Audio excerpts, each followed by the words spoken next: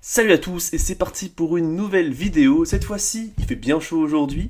Pour commencer les cours d'été, on va partir sur mon répertoire contre la française. Un répertoire que je considère comme étant très malin et très marrant. Donc c'est pas un répertoire qui sera pour les joueurs très classiques. Ça va être un répertoire très atypique, très exotique. C'est la française Chigorin. Donc ça commence avec E4. Donc comme le nom l'indique, c'est contre la française, donc la française c'est E6, je répète l'idée c'est de pousser D5, venir prendre le centre, et là on va balancer un coup que j'ai du coup déjà joué en tournoi, si vous le voyez bien c'est dans le tournoi de Belay, dans les tournois il me semble aussi de Bourg-en-Bresse, mais je suis plus sûr de celui-là, j'ai joué pas mal de fois, notamment du coup à Belay, et avec des résultats très étonnants, qui marche super bien, c'est le coup Dame 2, un coup très intéressant, d'ailleurs je vais le mettre tout de suite, un coup intéressant pour venir du coup empêcher l'idée de la française, c'est toute l'idée de la Chigorin, l'idée c'est que sur D5, donc on va voir ça en premier,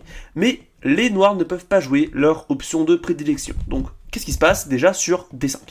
D5 c'est un coup qui peut paraître logique, parce que c'est la suite de la française, on a joué E6 pour jouer D5, mais là ici c'est pas ouf, pourquoi ? Parce qu'on va simplement récupérer, et la noter, le but de Notre-Dame est ici de simplement venir clouer le pion E. Donc les noirs ne peuvent pas récupérer du pion. Ici je vais ignorer le fait que les noirs peuvent jouer cavalier F6, qui est très dangereux mais qui n'est pas bon. Ici si jamais on joue bien, les blancs ont un avantage. Donc je vous invite à explorer ça par vous-même. Mais du coup, qu'est-ce qu'ils font les noirs à part ça ? Par exemple, ils peuvent jouer Dame prend D5 par exemple. Là l'idée c'est que du coup ils viennent attaquer peut-être notre position, la dame s'active mais du coup le problème c'est que le pion reste en E6, donc le fou a du mal à se développer. Ici dans ce cas là ça ressemble un peu, c'est pour les connaisseurs, à une scandinave, c'est comme si on avait joué E4 D5 prise mais qu'ici les blancs avaient joué Dame 2 et que les noirs avaient répondu E6, ce qui sont des coups très mauvais en soi. Mais le coup Dame 2 fait un peu plus sens que E6, on va voir ça tout de suite. Cavalier C3, donc on vient attaquer la dame en se développant, donc c'est l'idée de la Chigorin. Ici, les noirs doivent revenir en arrière en D8, attention s'ils viennent en A5, on a simplement D4 ici, et c'est pas très bon. Donc dame D8, ici attention, dans la Scandinave en général on joue D4, mais ici on ne peut pas, parce que la dame n'est plus en D1 pour défendre, donc ici D4 serait en l'air. Donc on va simplement commencer par jouer cavalier F3, pour venir simplement défendre la case. Cavalier F6, les noirs se développent, et D4. Donc on a pris le centre, on a une Scandinave qui est quand même assez intéressante. Ici les noirs peuvent jouer par exemple Fou E7, c'est le coup le plus joué, et ici on va simplement jouer G3, Petit Roc, et Fou G2. Suivi de Petit Roc, et peut-être au choix, un coup comme Fou E3, B3, Fou B2, ou du coup, enfin un des deux coups, et ensuite on va simplement activer les tours. Donc je vous ai montré la variante de base, l'idée de la Chigorin, c'est-à-dire que sur D5, on peut simplement prendre et les noirs sont obligés de sortir la dame. Et c'est même des positions qui sont pas hyper confortables pour eux non plus. Donc D5, pas possible. Du coup, qu'est-ce qu'ils jouent à part ça ? Eh bien, ça dépend de l'idée de votre adversaire. Ici, en réalité, il y a plein de coups possibles, mais on va voir juste ceux qui sont le plus intéressants. Déjà, j'ai vu plusieurs fois un coup comme B6 qui a été joué. J'ai notamment joué ça à Belay l'année dernière, donc j'avais pas mis ça en vidéo.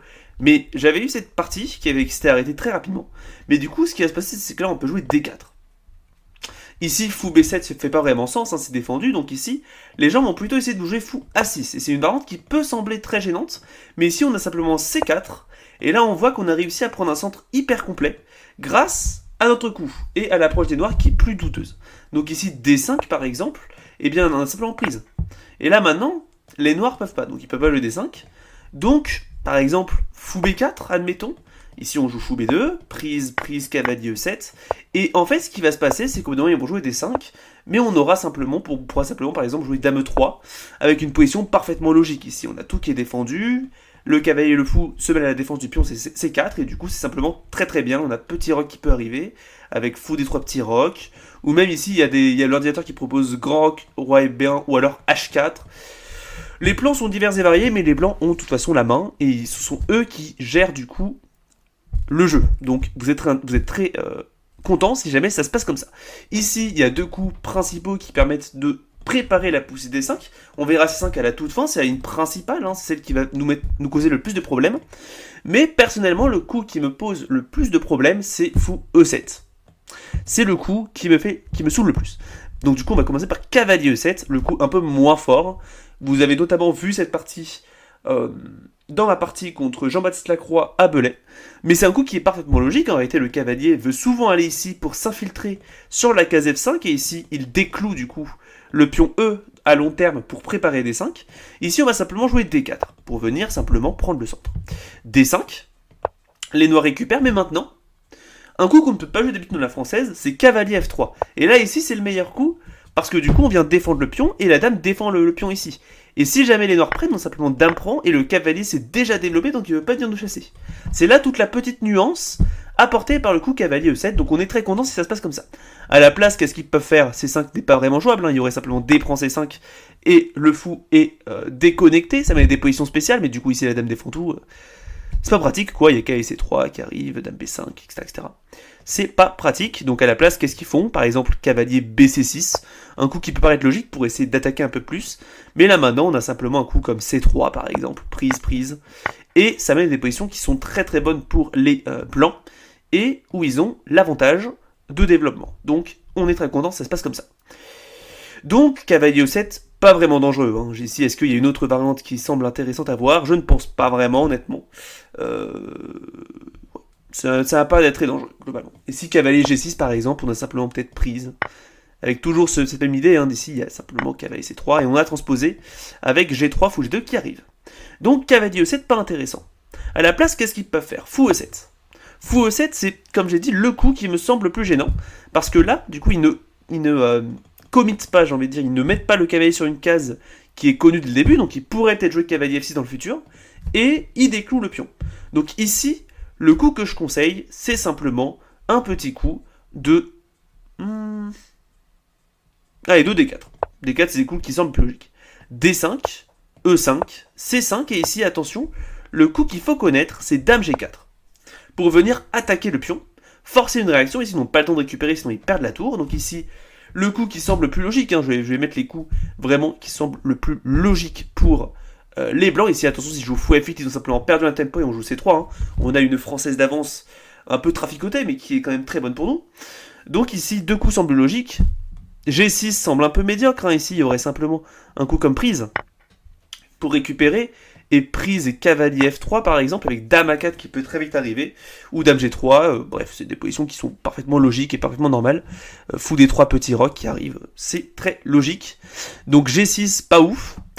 Fou F8, on a vu que c'était pas ouf, du coup, roi F8 semble être le seul coup qui semble vraiment intéressant, parce que du coup les noirs défendent le pion en gardant l'activité du fou. Les positions sont bizarres encore une fois, mais du coup C3 et ici H5 est obligatoire. Cavalier C3, C6 c'est possible aussi, mais H5 est clairement le coup le plus gênant. Et là cavalier F3. Et on a une espèce de française d'avance intéressante où les blancs ont réussi à se développer. H5, dame F3, on a dame D2 qui arrive. Cavalier A3, cavalier C2 qui peut arriver aussi. Globalement des positions assez typiques. Un cavalier H6, cavalier A3. Prise. Attention ici, prendre n'est pas forcément très bouffe. Hein. Il y aurait simplement pion prend et on a pris la paire de fou. Vous pouvez, après, à part ça, jouer autre chose. Donc ça, c'est la fou E7 avec D3, avec D4, autant pour moi. Ici, cavalier F3 semble être également très jouable. D5, D3. Et pour les connaisseurs, ça transpose en fait dans une attaque est-indienne. Voilà, donc vous avez plusieurs moyens de transposer. Mais du coup, c'est parfaitement logique. Fou E7, pour moi, c'est le coup le plus gênant. Donc, si jamais vous jouez la Chigorine, essayez d'être vraiment bien vigilant contre cette option, ça peut très très vite tourner au vinaigre, mais du coup, si vous savez comment jouer votre variante et que vous étudiez un petit peu, il n'y aura pas de souci. Donc du coup, à la place, il reste en gros deux coups. Je vais commencer par le coup principal, parce que c'est le plus logique dans la position, c'est C5. Et après, je finirai avec ma recommandation contre la Chigorine pour les gens qui jouent la française. Du coup, C5, très logique. Les noirs viennent défendre la case D4, maintenant qu'on ne peut plus le jouer. Et ils vont essayer rapidement de jouer cavalier C6, essayer de contrôler le centre et jouer une espèce de sicilienne un peu trafiquée, où du coup les blancs ont été obligés de jouer sur dame 2. Du coup ici, il faut prendre un choix. Il faut prendre une décision, on a plusieurs choix. Attention, D3 comme d'habitude transposerait rapidement sur une attaque est-indienne avec G3, le fianchetto et le roc qui arrivent. Donc, c'est pas ce que je conseille. Ici, le coup théorique, le coup typique des blancs, c'est cavalier F3, pour consolider le centre et rapidement jouer G3, fou G2, etc. Mais le coup que moi je recommande, c'est un coup que je n'ai pas inventé, mais qui n'a pas de nom, c'est un coup ligne secondaire, B3. Je l'ai déjà sorti en partie en ligne, jamais en partie en vrai, mais c'est le coup que je considère comme étant le plus logique, parce qu'il se fait sens. Hein. Ici, l'idée, c'est qu'on a une espèce d'Orvitz. Donc l'Orvitz, c'est sur E6, B3, D5, fou, B2. Mais où les noirs sont dans l'incapacité de jouer sur D5 parce qu'il y a toujours cette idée de prise qui peut être dangereuse avec le clouage. Donc les noirs ont une Orvitz en moins bien. C'est pour ça que je joue sur Dame 2. Ici, cavalier C6, logique, ils viennent contrôler le centre et peut-être menacer un coup comme cavalier D4, mais du coup, fou B2 semble être clairement le coup le plus logique. Ici, ce qui va se passer, c'est qu'ici, on a deux choix. Hein. Enfin, trois choix. Cavalier F6 se prendrait E5, par exemple. D6, on pourrait simplement jouer sur, par exemple, cavalier F3, G3, fou G2 et petit roc. Ici, l'ordinateur propose carrément F4, hein, ici, qui semble très logique. Autant pour moi. F4 qui semble très logique. J'ai eu un petit problème technique, autant pour moi. Avec l'idée de rapidement jouer peut-être sur G3, fou G2. Et cavalier F3 et petit roc, etc. Mais l'idée reste la même. Pour moi, c'est plus logique de directement jouer sur cavalier F3, G3, fou G2 et petit roc, avec des positions qui sont typiques. Mais du coup, le coup qui semble être le plus gênant dans la position ici, c'est cavalier D4 pour attaquer la dame et le pion. Ici, on ne veut pas récupérer, on veut garder le fou en fianchetto qui est extrêmement puissant, donc on va plutôt jouer dame D3. Tranquillement, on vient bouger la dame et on va essayer rapidement de déloger le cavalier avec cavalier F3. Ici, cavalier E7 semble être le coup le plus joué, cavalier F6 jouable aussi. Certaines personnes jouent E5, mais c'est pas ouf, hein. Ici, ça donnerait la case D5 pour le cavalier, pour venir ici, le cavalier pourrait ensuite se joindre avec cavalier E2 par exemple, ça met à des positions qui sont bonnes stratégiquement pour les noirs, pour les blancs autant pour moi. Donc du coup, cavalier à la place E7 semble logique, cavalier C6 est le coup qui semble être le plus dangereux selon la pratique, mais c'est pas dangereux du tout. Cavalier E7 est le coup le plus gênant pour essayer de se diriger vers la case C6. Ici, si on prend tout, il y a cavalier C6 et D5 qui arrivent avec des compensations. Donc ici, à la place, je conseille de jouer cavalier F3, hein, ça semble être le plus logique. Ici, en fait, l'idée, c'est que peu importe l'approche des noirs, on va jouer tout le temps la même chose. Cavalier DC6, ils viennent défendre le pion. Pour moi, ça ne marche pas, apparemment. Ici, le meilleur coup, c'est de prendre, du coup, ou de jouer ça. Mais du coup, si jamais il joue cavalier DC6, on peut simplement continuer avec peut-être un coup comme... je dirais cavalier A3 ou alors dame E2, hein, globalement. Cavalier A3 semble être le coup le plus logique. Puis rapidement, je sur G3, fou G2. Et soit grand roc, soit petit roc, hein, c'est l'idée. On a la flexibilité et ça semble intéressant pour nous. Si jamais il joue évidemment cavalier EC, bah là on prend hein, prise. Et là, attention, il n'y a plus cavalier C6 qui était dangereux. Donc, c'est bon pour nous. À part ça, du coup, globalement, qu'est-ce qu'il peut faire sur ça? Il me semble que le coup qui me semblait le plus dangereux, c'était cavalier F6, mais là on joue E5, cavalier et cavalier F3. On va rapidement jouer G3, fou G2, petit roc. Et rapidement, je vais sur D4, C3. Un peu comme une française d'avance, mais on a un fianchetto. Et pour moi, la position est très intéressante. Ici, les blancs ont beaucoup de victoires. Donc si jamais vous connaissez bien votre position, vous allez éclater vos ennemis. Donc ça c'est pour C5, je pense qu'on a fait le tour de C5. Et du coup je finis avec ma recommandation, mais il faut aussi être préparé avec les blancs contre ce coup qui va totalement vous sortir de vos schémas. C'est E5, le meilleur coup selon moi. C'est le coup qui vient vraiment nous saouler. D4 est impossible, maintenant cavalier F3 semble beaucoup moins fort. C'est quand même le coup qu'on va jouer, mais il faut comprendre que c'est quand même une option qui est très qui est lourde en décision. Cavalier F3 défend le pion. Mais le problème, c'est qu'après cavalier C6, on a une espèce de française, enfin, on a une espèce de E4-5 cavalier, enfin, un peu comme une italienne ou une Ruy Lopez, mais on a l'incapacité de jouer sur italienne, Ruy Lopez ou espagnole. Donc, clairement, c'est compliqué à jouer, mais on va jouer du coup le coup typique, le coup logique après dame 2, c'est-à-dire G3. On va mettre un fianchetto, hein, le fou est bloqué, donc on va le mettre en fianchetto. Ici, fou C5, par exemple, est très logique pour venir développer le cavalier, développer le fou, garder la flexibilité du cavalier. Sur quoi, ici, maintenant, fou G2, par exemple, D6, petit roc, ici l'ordinateur propose A5, mais par exemple, les gens jouent plutôt cavalier GE7, ici. Cavalier F6 moins fort, hein, ils veulent garder la flexibilité du pion F, donc ici on pourrait jouer C3. La dame défend tout, et là il y aurait peut-être D4 qui va rapidement arriver après tour D1, ou alors on a des idées aussi de B4 à 4 pour essayer d'enfermer le fou en C5. Donc du coup, à la place ici, les noirs vont plutôt essayer de jouer sur cavalier GE7, son fou G4 c'est simplement C3 qui peut arriver toujours pareil. Et du coup, cavalier GE7, C3, notre idée reste la même. Et maintenant, les noirs devraient jouer A5. ce qui est logique, mais du coup petit roc est le coup le plus joué. Si A5, on peut simplement continuer avec un coup comme tour D1 ici, essayer vraiment de pousser D4, ça semble très logique avec H3, roi H2 qui arrive, c'est ok. Globalement, avec les blancs, on a une position très potable et ça joue. Mais du coup, petit roc, et ici on peut jouer simplement sur B4, suivi de A4. Et ça commence à être compliqué parce qu'on menace A5, ils sont obligés de jouer par exemple un coup comme A6.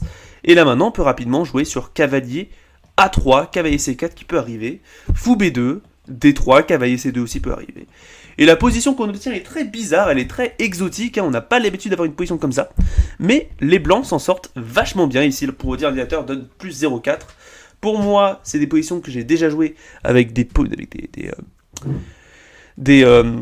résultats très bons pour moi. Pour moi, c'était vraiment une bonne période. Du coup, c'est pour ça que je vous offre cette préparation que je me suis faite contre la française. Attention, hein, si jamais les gens savent que vous la jouez, ils vont se préparer et vont avoir des positions qui sont très potables.